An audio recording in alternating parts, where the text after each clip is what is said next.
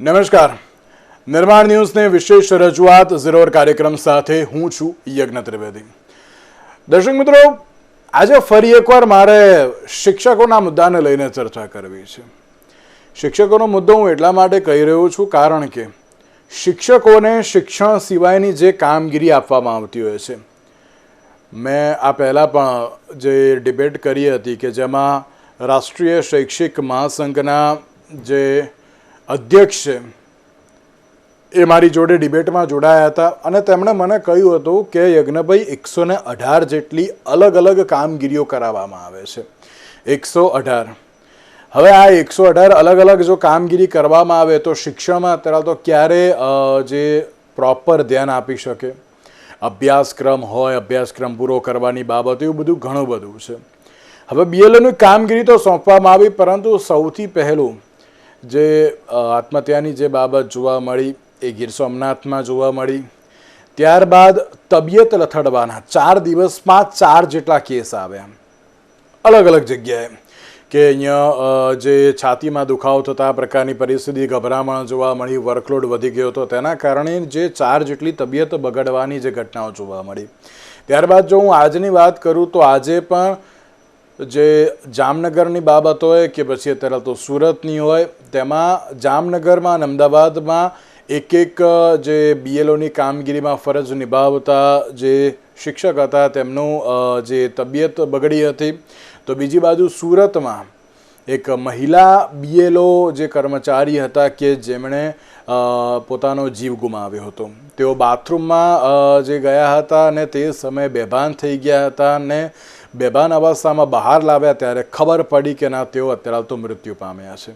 જ્યારે આ પ્રકારની ઘટનાઓ અત્યારે સતત વધી રહી છે ત્યારે કામનું ભારણ અટકાવવા માટે, કામનું ભારણ ઘટાડવા માટે હવે કેવી રીતની કામગીરી જરૂર છે, કારણ કે અત્યારે તો વર્કલોડ એટલો બધો વધી ગયો છે કે વર્ક પ્રેશર એ પ્રમાણેનું વધી ગયું છે કે અત્યારે બીએલઓ કામગીરી કરે તો કરે કેવી રીતે, તે એક સવાલ અત્યારે તો આવીને ઊભો રહી ગયો છે. તમામ મુદ્દાઓ પર આજે આપણે ચર્ચા વિચારણા કરીશું. ચર્ચા વિચારણા કરવા માટે અમારી સાથે જોડી ગયા છે ડૉક્ટર વિજય ઠક્કર કે જેઓ શિક્ષણવિદ છે, પ્રશાંતભાઈ ગઢવી કે જેઓ રાજકીય વિશ્લેષક છે, અને મુકેશભાઈ વિશ્વકર્મા કે જેઓ કોંગ્રેસ પાર્ટીના પ્રવક્તા છે. આપ ત્રણનું સૌથી પહેલાં તો સ્વાગત છે. ભારતીય જનતા પાર્ટી ક્યાંક જવાબ આપશે કે નહીં આપે તે એક સવાલ અત્યારે તો આ બીએલઓ ઉપર જોવા મળી રહ્યો છે, અને એટલા જ માટે અત્યારે જે ક્યાંક જે ઉપસ્થિત રહ્યા નથી, પણ જે અલગ અલગ નિવેદનો જે મંત્રીઓના હોય કે પછી નેતાઓના જે સામે આવ્યા છે તેમાં તેમણે એમ જ કહ્યું છે કે ના, ગમે તેમ કરીને તાત્કાલિક નિવારણ લાવો, અને જે પણ કોઈ બાબત છે નિરાકરણ લાવીને સૂચના આપવાની પણ બાબત જોવા મળી હતી. અને આ તમામ બાબતોમાં વિજયભાઈ, આપણે તો એક દિવસ આ પહેલી જે ચર્ચા કરી હતી એ માત્ર ગીર સોમનાથની હતી. ત્યારબાદ 4 દિવસમાં 4 જગ્યાએ તબિયત લથડવાને બાબત સામે આવી. આજે સુરતમાં એક મહિલા કર્મચારીનું જે શંકાસ્પદ મૃત્યુ થયું તેવી બાબત પણ અત્યારે તો જોવા મળી. એટલે દિવસે ને દિવસે અત્યારે તો જે આ બીએલઓની કામગીરી છે તે ક્યાંક અત્યારે તો બોજ સમાન શિક્ષકોને અત્યારે તો બની રહી હોય તે પ્રમાણેની પરિસ્થિતિ જોવા મળી રહી છે. તો આપ શું કહેશો કે આ બીએલઓની કામગીરી અત્યારે ફરજ છે કે પછી હવે એક બોજ બની ગયો હોય તે પ્રમાણેની પરિસ્થિતિ છે? યજ્ઞભાઈ, આમાં એક બાબત છે, કામગીરી છે, અને કામગીરી કરવા માટે શિક્ષણ સમાજમાં શિક્ષક છે ટેવાયેલો છે. એને કોઈ પણ પ્રકારની કામગીરી આપે, વધારાનો ભાર આપે, એને 2 કલાક વધારે કામ કરવું પડે, એનાથી એકદમ ટેવાયેલો છે અને સ્વસ્થ ચિત્તે એ કરી શકે તેમ છે, સક્ષમ છે. બાકીના ડિપાર્ટમેન્ટ કરતા એ વધારે નિષ્ઠાથી પોતાનું કામ કરે છે. પ્રશ્ન છે ને કામ કરવાનો નથી, આ ભારણ છે ને બીએલઓ નું નથી. આ ભારણ છે ને એ એની ઉપર જે સત્તાધીશો, અમલદારશાહી જેને કહીએ આપણે, એ અમલદારો જે રીતે એમની પાસે કામ લે છે, જે રીતે એમની સાથે સંવાદ કરે છે, જે રીતે એમની સાથે ઉઘરાણી કરે છે, જે શબ્દો વાપરે છે, મનોવૈજ્ઞાનિક દ્રષ્ટિએ આપણે જેમ પોલીસ માટે ગુનાહિત શબ્દો હોય ને, એ મનોવિજ્ઞાન માટે એ શબ્દો ગુનાહિત શબ્દો કહેવાય, જે મનોવિજ્ઞાનની ભાષામાં ન બોલાય તેવા શબ્દો, જેનાથી માઇન્ડ ડેમેજ થાય. તો એ પ્રકારની જે ભાષા વાપરે છે એ અમુક પ્રકારના ટાર્ગેટ આપે છે. અને એ પોતે એવું, આમાં જો પ્રાઇવેટ વાળો માણસ હોત તો ક્યારનો છોડી જતો રહેતો હોત. હવે એકવાર બિચારો સરકારી શિક્ષક પોતે બેહે છે, અને એ સરકારી પગાર લેતો, પોતાનો પરિવાર, ઘરની લોન, બધી કેટલી વ્યવસ્થાઓ ઊભી કરીને જોડાયેલો હોય અને એને કોઈ કામ આપે તો એને ખબર છે કે ક્યાંય જવાનું નથી, એટલે એની ઉપર એ વધારાનો બળ પ્રયોગ જેવો ભાષા પ્રયોગ કરે છે. બળ પ્રયોગ સારો, જેના ચામઠા દેખાય, પણ આ ભાષા પ્રયોગ કરે છે અને એને કારણે આ જે માનસિક ત્રાસ છે એ છે. જેમ કે કોઈને કહે છે કે 100 ફોર્મ આજે તમારે ભરીને આપવાના છે. હવે આ કામ એવું નથી કે ધારો કે હું ફટફટ મારે જાતે લખવાનું 100 પાના લખી શકું, પણ મારે કોઈને ત્યાં જવાનું છે, એ મને રિસ્પોન્સ આપે છે, નથી આપતો, એ રિસ્પોન્સ આપ્યા પછી એને અને 2002 ની યાદી પ્રમાણે એના નામ શોધવાના છે, એ નામ મળતા નથી, મળે છે, પિયરમાં છે અને એ પોતે બીજી જગ્યાએ જોબ કરતા હોય. આટલી બધી વાત કરવા માટે એની પાસે સમય ના હોય, ફરી પાછા મળવા માટે ફરી બોલાવવાના, ફરી ફોર્મ કલેક્ટ કરવાનું, આ એવી બધી અગડવાળી કામગીરી છે.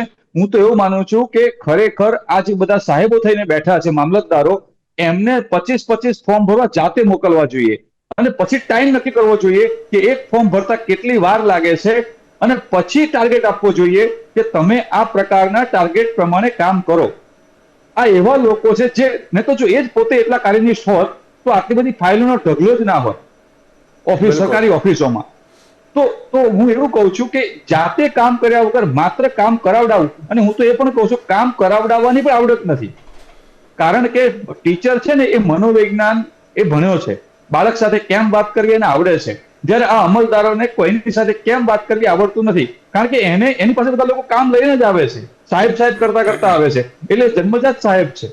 એને કોઈની પાસે કામ કેમ કરાવડાવવું એ નથી આવડતું, અને હું તો કહું છું કે એ માટેના ક્લાસ થવા જોઈએ. જી બિલકુલ બિલકુલ સાચી વાત છે. અને આ પ્રકારની જે પરિસ્થિતિ અત્યારે તો દિવસે ને દિવસે અત્યારે તો વકરી રહી છે કે જેને અટકાવવા માટે પણ અત્યારે તો કોઈ બાબત જોવા મળતી નથી, તેને લઈને સવાલ જોવા મળતો હોય છે. મુકેશભાઈ, અત્યારની જે પરિસ્થિતિ છે બીએલઓની કામગીરીમાં જે અત્યારે તો બાબતો જોવા મળી રહી છે, 4 દિવસમાં 4ના અત્યારે તો જે કહેવાય વર્કલોડથી અત્યારે તો જે તબિયત ખરાબ થઈ ગઈ. બીજી બાજુ ગીર સોમનાથમાં એક બીએલઓએ આત્મહત્યા કરી, સુરતમાં એક અત્યારે તો જે મૃત્યુ પણ થયું, વચ્ચે પણ અત્યારે તો એક જે મૃત્યુને જે સમાચાર સામે આવ્યા હતા. મુકેશભાઈ, આ તો અત્યારે એમ કહેવાય ને કે કામગીરી સોંપવામાં આવી, પણ આ જે વર્કલોડ અત્યારે તો જોવા મળી રહ્યો છે ને તેના કારણે ક્યાંક પરિસ્થિતિ જ અત્યારે તો વિપરીત જોવા મળી રહી છે. મુકેશભાઈ, સૌથી પહેલા તો હું એવું કહેવા માંગુ છું યજ્ઞભાઈ કે જે સ્તરની કામગીરી ચાલી રહી છે ને એની પદ્ધતિઓ આ લોકોએ બદલવાની એવી જરૂર છે કે જે શિક્ષકને સોંપ્યું છે એ સારી વાત છે. ઠક્કર સાહેબે કીધું ને કે શિક્ષક જે છે એ ખૂબ સારી રીતે કામગીરી કરી શકે અને વર્ષોથી કરતા હોય છે, એમાં એને એડિશનલ કઈ ભથ્થું પણ આપતા હોય છે એવું મેં સાંભળ્યું છે. પણ વર્ષે 12,000. હા, મે બી. એટલે કહેવાનો મતલબ એવો છે કે એની અંદર સૌથી પહેલા મારો એવો એક વાંધો છે કે મહિલાઓને બાકાત રાખવી જોઈએ, મહિલાઓને આની અંદર જોડવી ના જોઈએ. કારણ કે મહિલા જે છે ને શિક્ષક, ભલે એ નોકરી કરે છે, એ ભણેલા ગણેલા હોય ને શિક્ષણ આપે બરાબર, પણ એ જે એના છોકરાઓ, એનું પરિવાર એ કઈ રીતે મહેનત કરે છે ને આઈ કેન અન્ડરસ્ટેન્ડ, અને મેં કેટલાક લોકોને જોયેલા છે. તો મહિલાઓને આની અંદર ના રાખવા જોઈએ એવું મારું સ્પષ્ટ માનવું. બીજી વાત એવી છે કે જે રીતે બીએલઓ અમને વાત કરી છે, આપણે કોઈનું નામ ના દઈએ કારણ કે નહીં તો બિચારા નોકરીનો સવાલ થાય, કે અમારી ઉપર એ પ્રકારની ઉઘરાણી કરવામાં આવે છે ઉચ્ચ ઓફિસરો દ્વારા કે અમે ઘણીવાર કોઈના ઘરે જઈએ, તાળું હોય ના હોય, ફોન કરીએ ઉપાડે નહીં, એટલે lots of question A BLO માટે હોય છે. અને એ જ્યાં જાય છે ત્યાં ઓલ આર રિસ્પેક્ટેબલ ફેમિલી, એટલે એમને એ રીતે વાત કરવાની હોય. પણ છતાંય મને ઠક્કર સાહેબની એક વાત બહુ જ ગમી કે જે ઓફિસર જવાબ લે છે એ લોકો પાસે, એ ઓફિસરે પણ 25 થી 100 ફોર્મ લેવા જોઈએ. આ વાત જે કરી છે એમણે તો એમના મનની વાત કરી હશે, પણ અમારા યુવા નેતા રાહુલજીએ વાત કરી હતી કે કોઈ પણ મોટો નેતા હોય ને એ એના બૂથમાં બેસે ત્યારે ખબર પડે કે બૂથમાં કેવી રીતે બેસાય. આ વાત બહુ સાચી, અને આઈ કેન અન્ડરસ્ટેન્ડ. અને ખરેખર હું કહું દરેક અધિકારીઓએ આ વસ્તુ વિચારવી જોઈએ. એવા સંજોગોમાં આજે જ્યારે કામના ભારણમાં આવી અને જે લોકોએ આત્મહત્યા કરી કે અંદરથી શોષાઈ નહીં કે ચાલો હવે મારી પાસે કોઈ રસ્તો નથી ને પેલા ઉપરવાળા જવાબ માંગે છે, તો એવા લોકો માટે કોંગ્રેસ પક્ષે આંદોલન પણ કર્યું છે, સાથે પણ રહ્યા છે, અને એ લોકોને એના ફેમિલીને સરકારી નોકરી મળે કે જે કંઈ વળતર મળે એની માંગણી પણ કરી છે અને કરવી પડે. પણ એવું કહેવું છે કે ખાલી શિક્ષકો જ કેમ, કેટલાય એવા અધિકારી છે અને કર્મચારીઓ છે એને કેમ આમાં નથી જોતર્યા? આ પણ એક સવાલ છે. તમે ઘણા બધા ખાતા છે ગુજરાતની સરકારના કે તમે જાઓ ને તો હાથ ઉપર હાથ દઈને આમ બેઠા હોય, તો એવા લોકોને જરા આળસ ખંખેરે એવું કહો, અને કેમ એ લોકોને કામે ના લગાડી શકાય? બિલકુલ. સરકારની બધી નજર છે કે કયા ખાતામાં કયો અધિકારી કઈ રીતે કામ કરે છે તેનો, તો પછી એને પણ કામે લગાડો ને. માત્ર શિક્ષક એક બાપડો બિચારો કેમ, એમાં મહિલાઓને આજથી જ હું તો કહું છું બાકાત કરવી જોઈએ, અને તમારા સચિવાલયના કે બીજા જે કઈ ખાતાના અધિકારીઓ છે એને કામે લગાડવા જોઈએ. બીજું કે તમે આની મુદત 6 મહિના વધારી નાખો, તેના માટે નહીં કે તમારી મજબૂરી જે હોય એ પ્રજાને નથી જોવું, પણ સાચી કામગીરી, સારી કામગીરી અને વ્યવસ્થિત કામગીરી માટે આના માટે સમય જોઈએ. કોઈ પણ જાતનું દબાણ ના હોવું જોઈએ. એ રીતે સ્તરની કામગીરી થાય તો હું માનું છું નિષ્પક્ષ કામગીરી થશે અને લોકોને પણ ફાયદો થશે. બિલકુલ બિલકુલ સાચી વાત છે. અને આ અત્યારે કામગીરી ના કહેવાય, આમ તો એક પેલું કહે ને કે ના તમને વર્ક પ્રેશરમાં લાવી દે છે, ના કરો કરો કરો કરો કરો, આ એ પ્રમાણની અત્યારે તો કામગીરી છે. અરે કરો ના નહીં, તમારે SIR ની કામગીરી કરવી છે, નવું કરવા માંગો છો પણ થોડો ટાઈમ આપો. એ વ્યક્તિઓ પણ, એ પણ બધા વ્યક્તિઓ છે અત્યારે તો, એવું નથી કે મશીન છે. એ રીતે અત્યારે તો કામગીરી ના કરાવી જોઈએ. પ્રશાંતભાઈ, SIR ની જ્યારે બાબત આવી, શરૂઆતથી લઈને અત્યાર સુધી આપણે ઘણી બધી ચર્ચા કરી કે SIR કેમ લાવવી જોઈએ, પછી બિહારની ચૂંટણીની આપણે ચર્ચા કરી નાખી, બિહાર પછી હવે ગુજરાતમાં લાગુ કરવામાં આવ્યું 12 રાજ્યોમાં, ત્યારે પણ આપણે ચર્ચા કરી હતી. પણ પ્રશાંતભાઈ, SIR ની કામગીરી છે સારી, પણ જે રીતે કરાવવામાં આવી રહી છે એ ક્યાંક અત્યારે તો પ્રશ્નાર્થ ઉપસ્થિત કરે ને તે પ્રમાણેની પરિસ્થિતિ છે. કારણ કે એક બાદ એક જે તબિયત બગાડવાના કિસ્સાઓ, આત્મહત્યા, મૃત્યુની બાબતો, એટલે કામગીરી કરો પણ આ પ્રમાણે તો અત્યારે કામગીરી ના કરો કે જેના કારણે કામના ભારણની અત્યારે સતત ફરિયાદો આવતી હોય. તેમ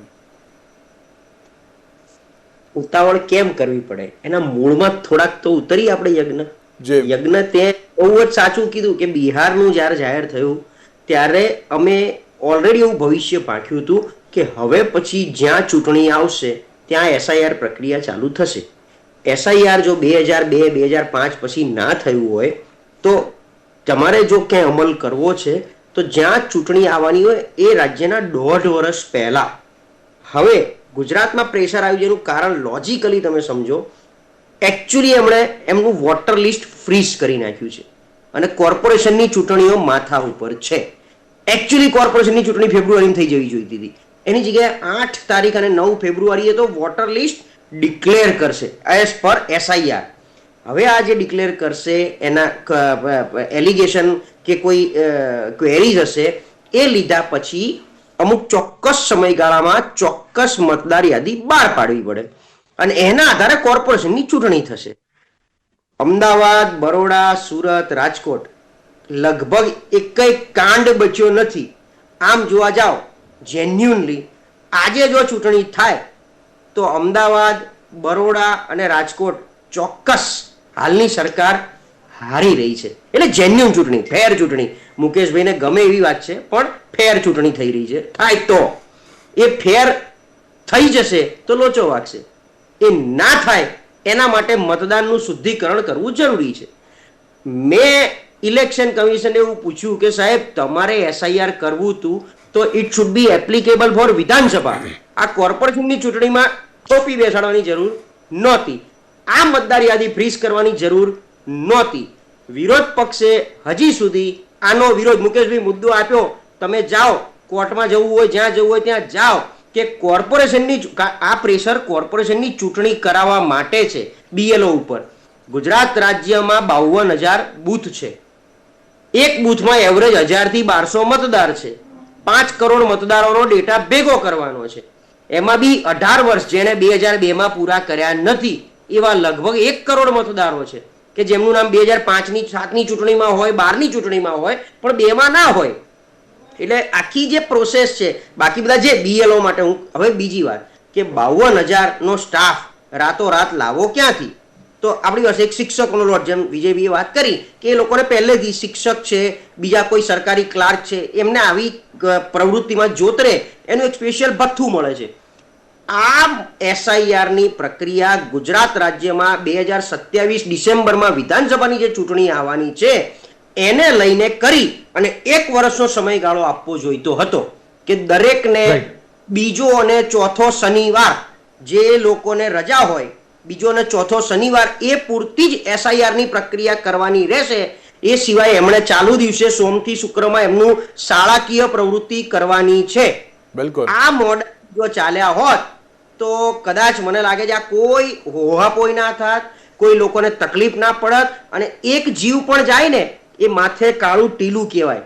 આ ચર્ચા કરું છું એ મારા માથે ટીલું છે કે એક જણ પ્રિય સંગીતા નામનો જે લેટર વાયરલ થયો છે એના નામની મને ટીલી લાગી છે કે આ SIRની પ્રક્રિયા તમે કશું કરાઈ ના શક્યા અને અમથે આવીને ટીવી પર બોલી ગયા, પણ જે જીવ જતો રહ્યો છે એ પાછો નથી આવવાનો. એટલે સરકારની આ આંખ ઉઘાડવાની જરૂર છે અને હજી પણ મોડું નથી થયું. કોંગ્રેસ પક્ષે કે વિપક્ષ જે બહુ આમ કૂદીને આમ આદમી પાર્ટીને કોંગ્રેસ જે બોલી રહ્યું છે, તમારે ઇલેક્શન કમિશનમાં જઈને બેસવું પડે કે સાહેબ કોર્પોરેશનની ચૂંટણી માટે આને ફ્રીઝ કરી અને ટાર્ગેટ ના બાંધો, એને જૂના મતદાર યાદી પ્રમાણે થવા દો. આને આપણે 2027માં કોંગ્રેસ પક્ષનો બી ટેકો મળી જશે, આમ આદમી પાર્ટીનો પણ ટેકો મળી જશે અને 1 વર્ષ 1.5 વર્ષની પ્રક્રિયામાં 52,000 BLO જે આ ઊભા કરવાના છે એ સારામાં સારી રીતે ઊભા થઈ શકશે. એ સિવાય અમારી પાસે બીજું ગુજરાત રાજ્યમાં 14,700 ગ્રામ પંચાયતમાં VCE છે, જે લોકો અત્યારે લોકો ફોર્મ ભરે છે કૃષિ સહાયના. એ વિલેજ લેવલ કોમ્પ્યુટર એન્ટરપ્રેન્યોર બિચારા સતત માંગણી કરે છે કે અમને ફિક્સ પગાર આપો, એની જગ્યાએ એમને કમિશન પેટે કામ કરવાનું હોય છે. તો એમને તમામ ગામની SIR પ્રક્રિયા શીખવાડી દો અને એ લોકોને SIR પ્રક્રિયા પૂરતું એક ચોક્કસ ભથ્થું આપી દો. તો આ BLO નું ભથ્થું ના આપતા, શિક્ષકોના 12,000 જે કટ કરવાના છે કરી નાખજો, એ પૈસા VC ને આપો. એટલે VC 14,700 તો તમારી પાસે આવી જ ગયા છે 52,000 માંથી. બીજું અમદાવાદ, બરોડા, સુરત મહાનગરપાલિકાની જો આપણે વાત કરીએ તો ત્યાં સ્કૂલ બોર્ડના શિક્ષકો છે, જે આ સિવાયની સ્કૂલ બોર્ડના શિક્ષકો છે. એટલે બહુ બધું ઓપ્શન ઓપન છે, પણ તમે કોઈને પૂછ્યું નથી, ગાચ્યું નથી, ઉપરથી આવેલા ઓર્ડરનું સીધું પાલન કરવાનું, પછી સરકાર આમ જ ચાલે. અને હજી કદાચ મારાથી ન બોલાય પણ આ વધારે પડતું રમણ ભમણ થવાનું છે. એકવાર આ પ્રક્રિયા અહીંયા પૂરી થઈ જવા દો, શિક્ષકો તો વોટ નહીં જ આપે. શિક્ષકો તો વોટ નહીં જ આપે. એ તો પોલિટિકલ મુદ્દો તો અલગ જ છે. હું એટલે કહેવા માંગુ છું કે અત્યારે લોકો ડેટા કલેક્ટ કરી રહ્યા છે, ફોર્મ ભરાઈ રહ્યા છે, બહુ સારી રીતે આવીને બેસે છે. તમે કીધું એમ કદાચ એમને રિસ્પોન્સ નહીં મળતો હોય, કારણ કે સામેવાળાનો એક અલગ જ આક્રોશ બહાર આવે છે. એકવાર પછી જયારે કમ્પાઇલેશન ચાલુ થશે ડેટાનું અને કેટલાય વોટ કપાવાના, જો ક્વેરી નહીં આવે પણ પછીની જે એક પાછળની પ્રક્રિયા વખતે તમને જે ઉભા રાખશે જે શિક્ષકોએ કામગીરી કરી છે એને માથે ઉભા રહીને જયારે ડેટા ફાઇલિંગ કરવાનું આવશે, એમાં હજી વધારે પડતી તકલીફ ઊભી થવા જઈ રહી છે.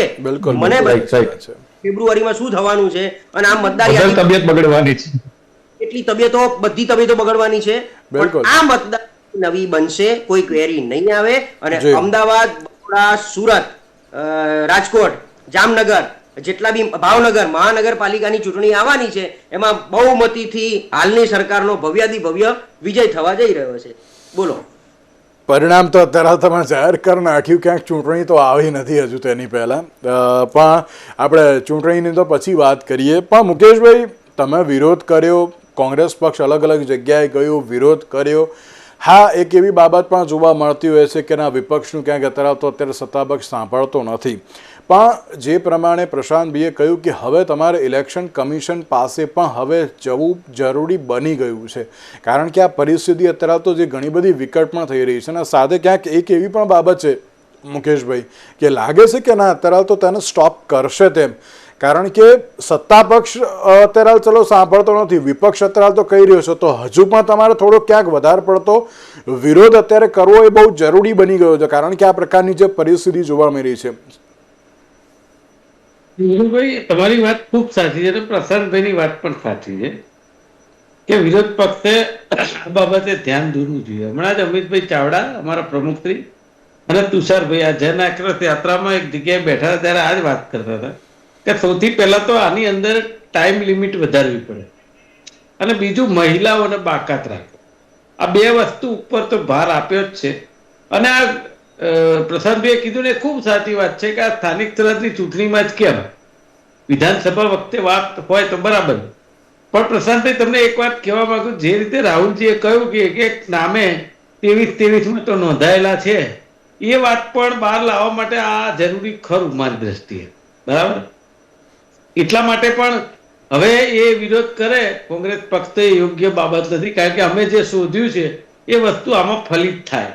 એટલે એ વાત તો બાજુએ રાખીએ, પણ એક વસ્તુ નિશ્ચિત છે કે જે રીતે કામગીરી થઈ રહી છે એ રીતે મેં કેટલી જગ્યાએથી ફોન આવે. આપણે તમે સમજો કે સમાજના માણસ છીએ, પ્રજાના છીએ, 35 વર્ષથી રાજકારણમાં છું, એટલે ફોન આવે આપણા ઉપર.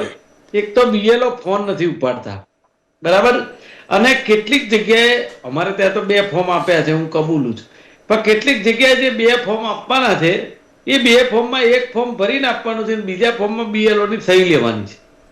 તો કેટલીક વિધાનસભાઓ એવી છે શહેરની અંદર કે જેમાં એક જ ફોર્મ આપવામાં આવે છે. તો આ જે પરિસ્થિતિ છે ને એ બહુ ખરેખર નિંદનીય છે કે એ પોલિટિકલ ગાઈડલાઈન હેઠળ કરવામાં આવતી હોય એવું મને લાગે છે. કારણ કે મેં જોયું શાહપુર, સારંગપુર અને બાપુનગર આ બધા વિસ્તારોમાં ફરિયાદો વધારે આવી છે. તો મને એવું લાગે છે કે આ સત્તા પક્ષ જે છે અમુક વોટર્સ જે છે એને ડિલીટ કરવાના ભાગરૂપે આ બધું કરી રહ્યું એવું લાગે છે. એક જ વાત કરી દઉં કે યજ્ઞભાઈ, આ જે સત્તા પક્ષ જે રીતે અમુક જે એને એરિયા ખબર હોય એની અંદર જે કામગીરી આવી રીતની કરશે તો હું માનું છું કે ઉગ્ર આંદોલન થશે અને સરકારને આ ભારે પડશે. બિલકુલ વિજયભાઈ, હજુ પણ રજૂઆત કરવાની એ બહુ જરૂરિયાત વધી ગઈ છે. હવે તો રાષ્ટ્રીય શૈક્ષિક સંઘ દ્વારા તો આજે દિલ્હી ખાતે ધરણા પ્રદર્શન કરવામાં આવ્યું, જે પ્રમાણેની પરિસ્થિતિ તો જોવા મળી તેમાં પણ હજુ પણ ક્યાંક રજૂઆત થોડીક વધારે ઉગ્ર કરવી એ બહુ ક્યાંક અત્યારે તો જે દરેક શિક્ષકો કહી રહ્યા છે કે આ પ્રકારે હવે રજૂઆત કરો, કારણ કે અમારી પરિસ્થિતિ અત્યારે તો આ પ્રકારની બની ગઈ છે. તો શું લાગે છે કે ના રાજ્ય સરકાર સમજશે તેમ? જો આમાં રાજ્ય સરકાર અને ચૂંટણી પંચ અથવા ચૂંટણી અધિકારી એ બંને એક જ બાબત હોય તો કોઈ નિવેડો નીકળવાનો પ્રશ્ન નથી. હવે આ બંને અલગ છે, આપણે એ સ્વતંત્ર વિભાગ છે. તો શાસક પક્ષના જે શિક્ષક સાથે જોડાયેલો વર્ગ એટલે શિક્ષણ, જેને આપણે શિક્ષણ મંત્રી કહીએ છીએ અથવા તો મુખ્યમંત્રી, બેમાંથી એક, એને ટીવી ઉપર આવી અને જાહેરમાં શિક્ષકો સાથે વાતચીત કરવી જોઈએ, એની ટીવી ટોક કરવી જોઈએ અને કહેવું જોઈએ કે શિક્ષક મિત્રો, હું તમને ખાતરી આપું છું કે તમે તમારો મોબાઈલ રાત્રે 8 વાગે સ્વિચ ઓફ કરી દેજો, કોઈ અધિકારીનો ફોન આવે તો પણ ઉચકતા નહીં. આવી રીતે એને શિક્ષક સાથે લાગણીથી જોડાવવું જોઈએ. આ 10-10 વાગે અને 11-11 વાગ્યા સુધી જે ફોન થાય છે, 1 વાગ્યા સુધી બેસી રહે છે, તો હું એવું માનું છું કે શિક્ષકોના પક્ષે શિક્ષણ મંત્રી અને મુખ્યમંત્રીએ શિક્ષકોના પક્ષે આવીને શિક્ષકોના પક્ષે ચૂંટણી પંચ સામેમાં પડીને આ વાત કરવી જોઈએ કે ચૂંટણી પંચ છે એ કઈ આપણું માય બાપ નથી કે કેમ આપણે કરવું પડે. અને એનો પણ માણસનો એક માપ હોય કે અમુક કલાક સુધી કામ કરી શકે. એ ગધેડા નથી કે તમારા માટે 14 કલાક. વિજયભાઈ, જી બિલકુલ. પ્રશાંતભાઈ, એક છેલ્લો સવાલ. જે વિજયભાઈએ કહ્યું બહુ સાચી વાત છે કે હજુ પણ હા, ગીર સોમનાથ વાળી ઘટના હતી, પછી પ્રદ્યુમનસિંહ વાજાનું જે નિવેદન તો આવ્યું હતું, એમાં કોઈ ના નહીં, પણ અત્યાર સુધીની આ બધી ઘટનાઓ બની ગઈ, અન્ય કોઈ પણ મંત્રીઓને હજુ પણ કોઈ સ્ટેટમેન્ટ જોવા મળતા નથી. એનું કારણ એ છે કે મંત્રીમંડળ ખૂબ નવું છે, હજી એક્ઝેક્ટ મહિનો આજે થયો છે એ લોકોને, પછી દિવાળી પછી બી 5 દિવસ પછી સેટ થયા હોય, એટલે લગભગ આજે 20-25 દિવસથી એ લોકો એમની પ્રવૃત્તિમાં જોતરાયા છે.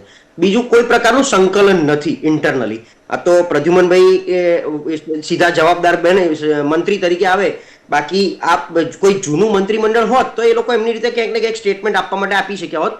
પણ આ મને વિજયભાઈની વાત ગમી અને આપણે સૌએ પણ આની એક દરકાર લઈને બી હું વાજા સાહેબ સાથે આપણે પર્સનલી આ બાબતમાં ચર્ચા કરીએ વિજયભાઈ, અને હું મુખ્યમંત્રી સાથે પણ આ બાબતમાં ચર્ચા કરી અને કેવી રીતે થોડું શાંત કરી શકાય, શાંત ઇન સેન્સ રિલેક્સેશન.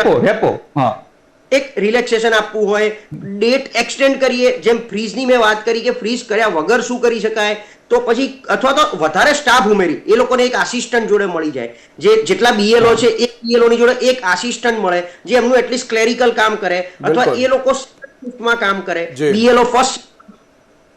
જી વિજયભાઈ બોલો. હા, હું તો પ્રસન્ન એમ કહું છું કે જે બીએલઓ ની કામગીરી કરે છે ને એને થિયેટરની મૂવીની ફેમિલી ટિકિટ પણ આપવી જોઈએ. આ જરૂરી છે અને આ કામ સાથે જોડવું જોઈએ. આ મહાનતાનું કામ છે. જી જય હું હમણાં પ્રદ્યુમનભાઈ સાથે હમણાં જ વાત કરી રહી છે આ બાબતમાં કે આપણે એમને એક અસિસ્ટન્ટ સપોર્ટ આપીએ કે ભાઈ બીએલઓ એકલા હાથે કામ કરતો હોય તો એને ટાઈમલાઈન ફિક્સ કરી નાખીએ, જેમ વિજયભાઈએ કીધું. ત્યારબાદની પ્રક્રિયા અલગથી કોઈ એમનો આસિસ્ટન્ટ એમને મળી જાય સપોર્ટમાં, એ કેવી રીતે કામ કરી શકે, અથવા સાંજે 6 થી 10 માં નોન ક્લેરિકલ કામ એ લોકો પાસે કરાવીએ. રજૂઆત કરવી એ બહુ જરૂરી બની ગઈ છે અત્યારે. 10 જ સેકન્ડ મુકેશભાઈ. જી 10 જ સેકન્ડ. એટલે ભાઈ એવું છે, સૌથી પહેલા તો શિક્ષણવિદ હોવા છતાં પણ નિષ્પક્ષ વાત કરી એટલે વિજયભાઈ ઠક્કરને ખૂબ અભિનંદન આપું છું કે તમે નિષ્પક્ષ વાત કરી. પણ મારું કહેવું એવું છે કે સરકાર જે રીતે કામગીરી કરી રહી છે ને એ માત્ર ને માત્ર એના કામ ઉપર ધ્યાન આપે છે, માણસાઈ ઉપર ધ્યાન નથી આપતું. આ આપવાની જરૂર છે. બિલકુલ. આપ ત્રણે અમારી સાથે જોડાયા, આપ ત્રણનો ખૂબ ખૂબ આભાર. દર્શક મિત્રો, જે રજૂઆત અત્યારે પ્રશાંતભાઈ અને વિજયભાઈ કરીને આ માધ્યમથી હું પણ અત્યારે તો જે મુખ્યમંત્રી અને તેની સાથે સાથે રાજ્ય સરકારને પણ એક વિનંતી કરવા માંગુ છું કે જે અત્યારની આ પરિસ્થિતિ જોવા મળી રહી છે તેમાં કામનું ભારણ થોડું ઘટાડવાની પણ અત્યારે તો જે તમામ લોકો રજૂઆત કરી રહ્યા છે પણ તેમનું પણ અત્યારે તો ક્યાંક સાંભળીને ચોક્કસ એક મહત્વનું નિરાકરણ પણ લાવવું બહુ જરૂરી છે. હવે જોવાનું એ રહ્યું કે રાજ્ય સરકાર દ્વારા હવે કેવી રીતનો અભિગમ દર્શાવવામાં આવે છે. આજના વિશેષ કાર્યક્રમમાં અમને આપશો. નમસ્કાર.